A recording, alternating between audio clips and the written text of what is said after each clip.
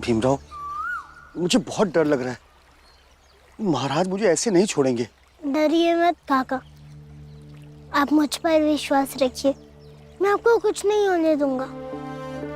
काका, चाहे जो हो जाए, चाहे वो जितना डराए, मत डरिएगा। और ये बात हमेशा याद रखिएगा कि अगर कोई डरे ना, तो डर उसे देखकर खुद भाग जाता है। लेकिन कभी कमजोर मत पड़ना। सही कह रहे भीमराव, मैं कोशिश करूंगा। तुम अपना ख्याल रखना। हाँ, अपना ख्याल रख लूंगा। अब भी रखना।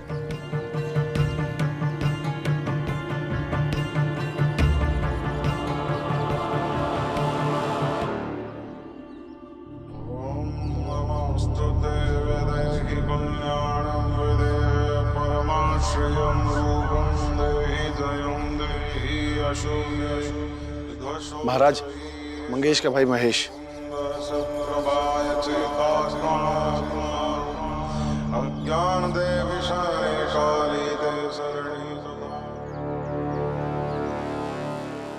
दंडवत प्रणाम करो महाराज को। चल।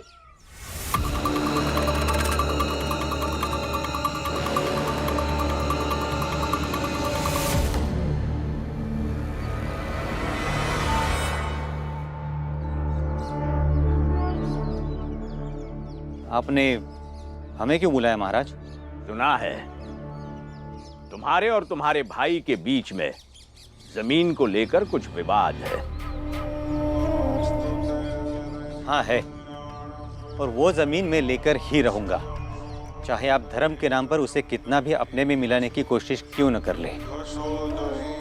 महेश, महाराज के सामने खड़ा है, सोच समझकर बात कर।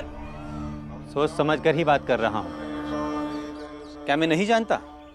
पहले आपने मंगेश को समझाया, फिर उस जमीन से कलश निकलवाकर उसे डराने की कोशिश की, लेकिन भीमराव ने आपकी योजना की धज्जियां उड़ाई।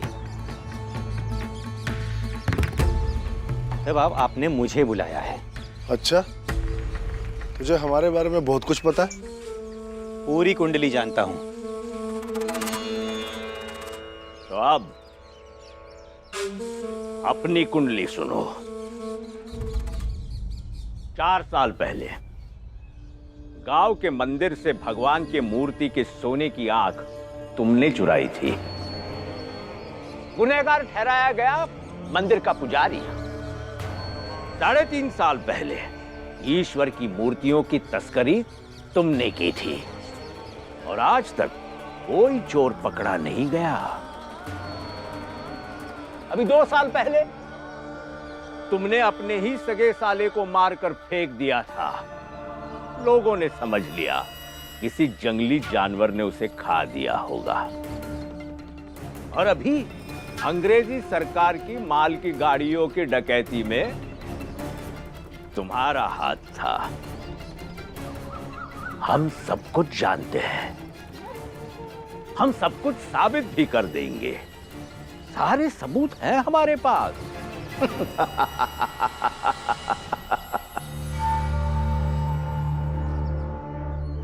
वैसे हर अपराधी की कुंडली रखना हम बहुत जरूरी समझते हैं। हमारा भी काम निकल आता है ना कभी कभी। अब 2 विकल्प है तुम्हारे पास। एक, हमारा साथ दो।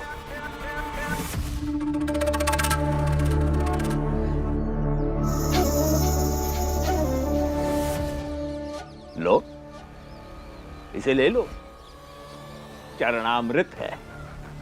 खुद प्राशन कर लो और अपने परिवार को पिला दो। हमारी भक्ति को स्वीकार कर लो। तुम और तुम्हारा पूरा परिवार हमारा भक्त बन जाएगा, और फिर सब कुछ ठीक हो जाएगा। और दूसरा विकल्प, हमारी बात को टाल दो और इंतजार करो कि कब पुलिस तुम्हारे दरवाजे पर आती है और तुम्हें पकड़कर ले जाती है। बाकी फैसला तुम्हारा।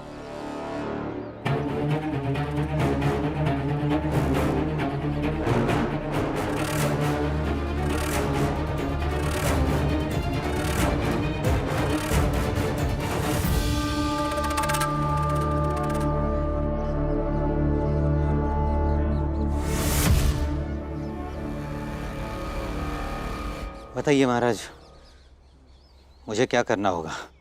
जाकर अपने भाई मंगेश से कहो कि आज के बाद उस जमीन के टुकड़े के लिए तुम उसे परेशान नहीं करोगे, कभी नहीं।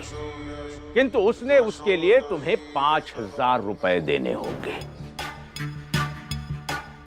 किंतु वो पैसा तो उसके पास होगा नहीं, तो वो आएगा भाग भाग के हमारे सेठ के पास,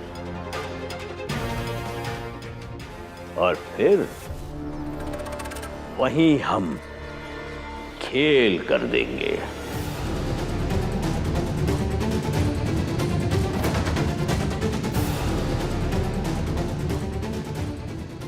ठीक है महाराज जी, मैं वैसे ही करूंगा।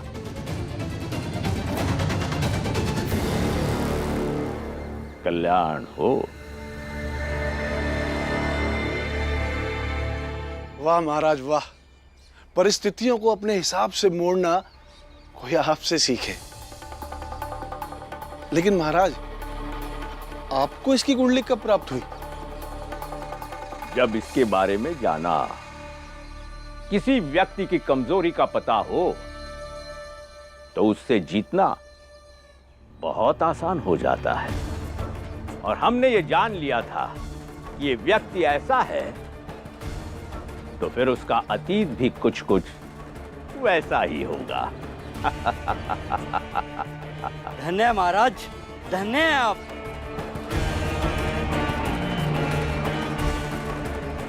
अब बचा लो भीमराव, उस जमीन के टुकड़े को भी और चाय वाले मंगेश को भी।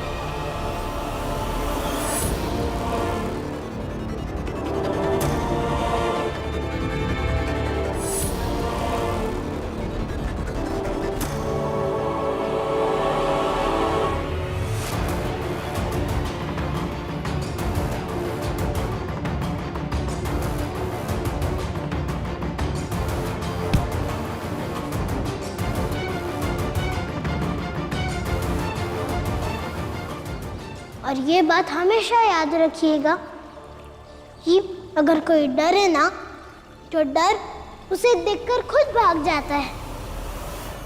भैया, आप मुझे डराने आए हैं? मैं डरने वाला नहीं। आपको जो करना है कर लीजिए, क्योंकि कोई अगर ना डरे तो उसे डर देखकर चला जाता है। मैं तुझे डराने नहीं आया हूँ, मैं तो बस अपने बीच चल रहे जमीन के विवाद को सुलझाने की तरकीब बताने आया हूँ। कैसी तरकीब? देख मंगेश, हम दोनों एक ही माँ बाप के बेटे हैं, तो मैं बस यही समझाना चाहता हूँ कि इस विवाद से हमें कुछ फायदा नहीं होने वाला। देखिए भैया, ज्यादा गोल गोल मत घुमाइए, जो बात करना है वो बोलिए। तो मैं बस यही कहना चाहता हूँ कि इस जमीन के बदले तुम मुझे 5,000 रुपया दे दो, बस फिर जमीन तुम्हारी। भैया, हम कैसे मान लें कि 5,000 देने के बाद भी आप मुझे परेशान नहीं करेंगे, तंग नहीं करेंगे? मैं तुमसे वादा करता हूँ कि इस जमीन को लेकर मैं तुम्हें कभी तंग नहीं करूँगा। हाँ, लेकिन अगर तुमने मेरी बात नहीं मानी तो फिर समझ लेना। धमकी दे रहे हैं? अरे पगले, इसे धमकी थोड़ी बोलते हैं, मैं तो बस रास्ता दिखा रहा हूँ हम दोनों भाइयों के बीच शांति स्थापित करने का। देखिए भैया, पहली बात तो मेरे पास 5,000 रुपये है नहीं, और दूसरी बात, अगर 5,000 होते भी तो भी मैं नहीं देता। अच्छा, तो अब धमकी का सुर सुन ले। अगर कल सुबह तक तूने मुझे 5,000 रुपये नहीं दिए तो घर में तुम्हारी बीवी है, बच्चे हैं, उन्हें उठवा लेंगे। फिर ज़मीन भी जाएगी और बीवी बच्चे भी। और हाँ, अब रोते रोते उस भीमराव के पास मत चले जाना, क्योंकि अगर तुमने भीमराव को एक बात बताई तो यकीन मानो, आज नहीं तो कल मैं तुम्हारे बीवी बच्चों को निपटा ही लूंगा। बस भैया बस, बहुत बोल लिया आपने। हम दोनों के बीच में परिवार को मत लाइए, मत दीजिए धमकी। मैं डरता नहीं हूं किसी से। चिल्लाओ और चिल्लाओ, और जब चिल्लाते चिल्लाते थक जाओ ना, तो ये बात जरूर सोचना कि उस भीमराव के चक्कर में कहीं तुम अपने बीवी बच्चों को ना खो दो। लेकिन जो भी सोचना कल सुबह तक, समझे? चलो। जो करना कर लीजिए, डरता नहीं हूं मैं, नहीं डरता।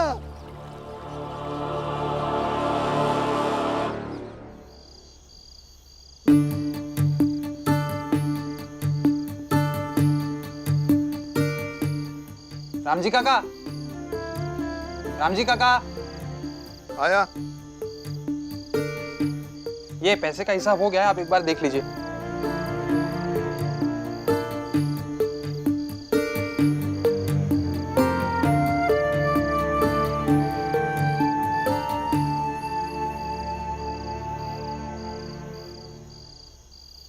आनंद, पढ़ाई का समय है, पढ़ाई करो। बाबा, आज बहुत चला ना, तो इसलिए थक गया हूँ। तो फिर कल से दुकान पे मत आना। तुमने कहा था ना, काम के साथ साथ पढ़ाई भी कर लूंगा। अगर तुमसे नहीं हो रहा है तो रहने दो। नहीं बाबा, भाव मैं पढ़ाई भी करूंगा और काम भी करूंगा। तो फिर काम के समय में काम और पढ़ाई के समय में पढ़ाई होनी चाहिए। ठीक है बाबा, मैं अगली बार से ध्यान रखूंगा। अरे रामजी काका, क्यों परेशान हो रहे हैं? ये लोग कहाँ पढ़ लिख के वायसराय बनने वाले हैं।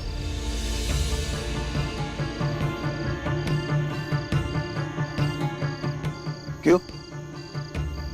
पढ़ाई लिखाई सिर्फ वाइसराय बनने के लिए की जाती है?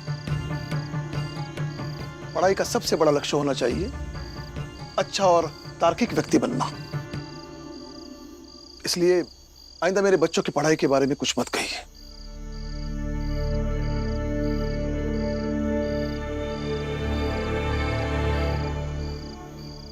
ये हिसाब और उसके पैसे।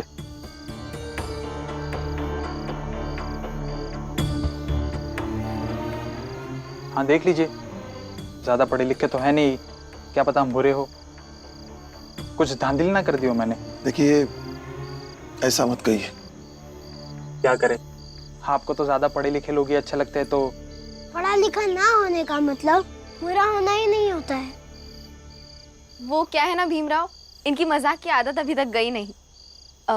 चलिए खाना खाने। आप लोग भी आइए, खाना खा लीजिए। चल आजा। ये बाला कहाँ रह गया? बाला भैया, बाला भैया, बाला भैया, बाला भैया आप कहाँ हो? अब शायद घर के पीछे होगा। बाला भैया पीछे भी नहीं है। बाला भैया जहाँ भी होते थे अब तक घर आ जाते थे, पता नहीं आज क्यों नहीं है। ठीक है, मैं बाला को देख कर आता हूँ। बाबा मैं भी चलता हूँ आपके साथ। चल। हाँ बाबा, मैं भी चलता हूँ। चल। बाला भैया! इन सब के नाटक में हम क्यों परेशान हो? मुझे तो बहुत भूख लगी है, मैं जा रहा हूँ। चलोगी अब कि यहीं रहोगी?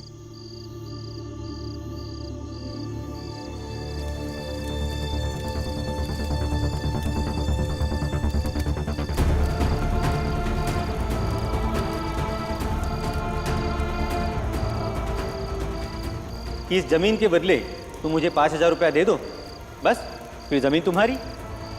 लेकिन जो भी सोचना कल सुबह तक। भीमराव ने कहा था किसी भी कीमत पे डरना नहीं है। एक काम करता हूँ, भीमराव को जाकर बताता हूँ कि मेरे भाई ने मुझे धमकी दी है। हाँ। अब रोते रोते उस भीमराव के पास मत चले जाना, क्योंकि अगर तुमने भीमराव को एक बात बताई तो यकीन मानो, आज नहीं तो कल मैं तुम्हारे बीवी बच्चों को निपटा ही लूंगा। नहीं नहीं, भीमराव के पास नहीं जा सकता। अगर महेश को पता चल गया और वो मेरे परिवार वालों के साथ कुछ गलत कर दिया तो मैं जिंदगी भर अपने आप को माफ नहीं कर पाऊंगा। फिर क्या करूं मैं, कुछ समझ नहीं आ रहा।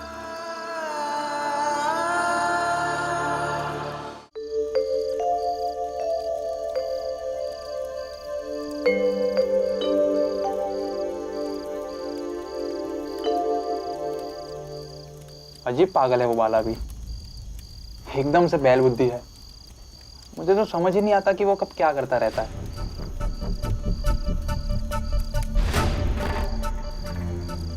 और तू बैठी क्या कर रही है? पंखा चला ना।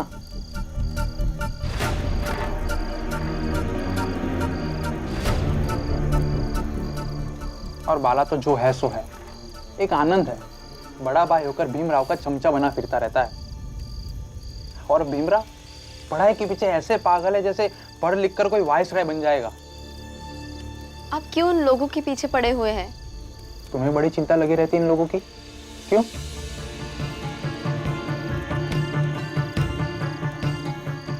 बाला भैया अभी तक नहीं मिले, पता नहीं कहाँ चले गए हैं। अरे आ जाएगा थोड़ी देर में, और अगर नहीं आया तो मैं खाना खा के आता हूँ, फिर ढूंढेंगे उसे। जाओ। ठीक है। अब चले जाओ यहाँ से। चला जाता हूँ और फिर लौटूंगा नहीं, तब तो आप खुश रहेंगे ना? सो गई क्या? जी नहीं। जाओ बाहर जाओ, मैं खा लूँ तब आना।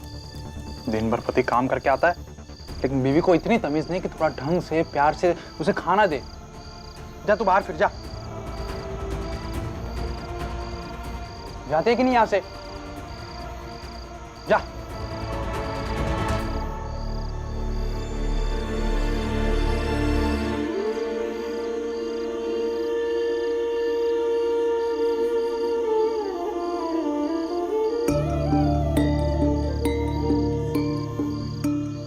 ये बाला इतनी रात को कहाँ गया होगा?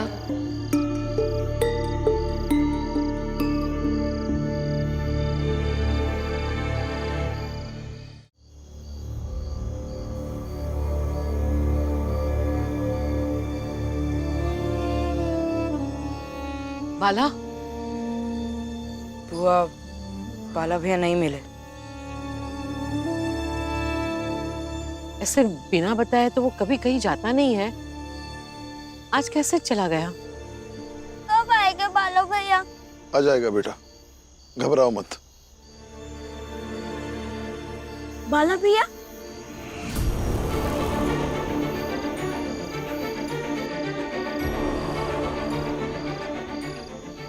बाला भैया?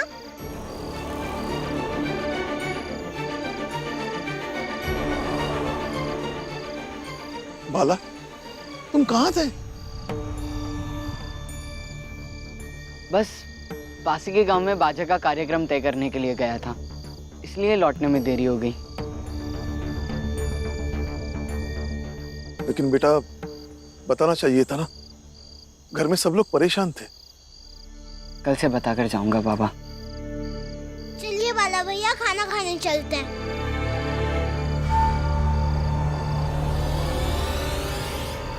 सुनो,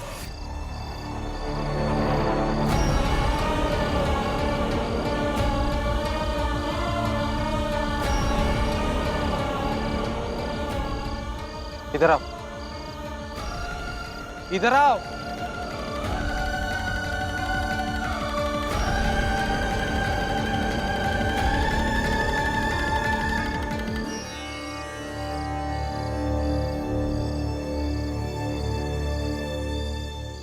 कहां से आ रहे हो तुम?